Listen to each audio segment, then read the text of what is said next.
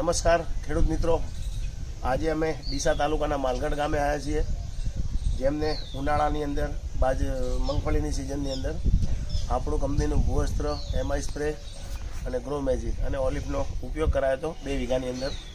તો આજે આપણે ખેડૂતે ટોમા મેમના ખેતરમાંથી મગફળી કાઢી અને ઢગલો તૈયાર કરીને રાખ્યો છે. તો આપણે એમની મુલાકાતે આવ્યા છીએ. તો શું નામ આપણું કાકા? શાંતિલાલ ગીગાજી. બરાબર. કયું ગામ છે આ? માલગઢ. કુંડાવાઈ ધાણી. તાલુકો? ડીસા.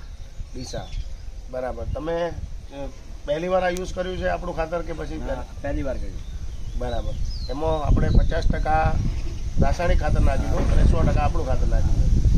તો ભૂવસ્ત્ર, એમઆઈ સ્પ્રે, ગ્રો મેજિક અને ઓલિફનો આપણે ઉપયોગ કર્યો હતો. બરાબર. આખા 3 ડોઝ ઉપયોગ કર્યા. તો ગઈ સિઝન કરતાં આ સિઝનમાં તમને કેવું લાગે છે રિઝલ્ટમાં? આ રિઝલ્ટ સારું આવ્યું. 10 બોરી વધારે નીકળી પોરના કરતી ને મગફળી સારી થઈ. સાર પણ વધારે થઈ ગઈ. સાર પણ વધારે થઈ.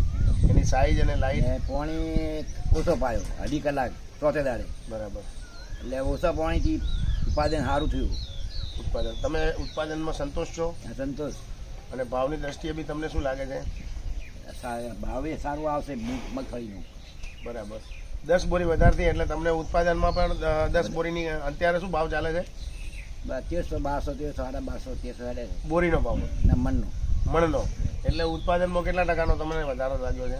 પોરના કરતી 10-12% વધારે લાગ્યું. 10 થી 12% વધારો લાગ્યો. તમે આ ખાતર વાપરવાથી સંતોષ છો? સારું ખાતર સારું આવે. બરાબર. હવે આવતી આ સિઝનની અંદર તમે ચોમાસાની અંદર શું વાવવાના છો? મગફળી વાવી છે. તમે મગફળી વાવી લો. આની આજ પાછી મગફળી વાવો છો એમ ને? તો આ વખતે બી તમે આ રોજ ખાતર વાપરવાના છો? હા જ વાપર. બરાબર. તમે બીજા ખેડૂત મિત્રોને શું કહેવા માંગો છો?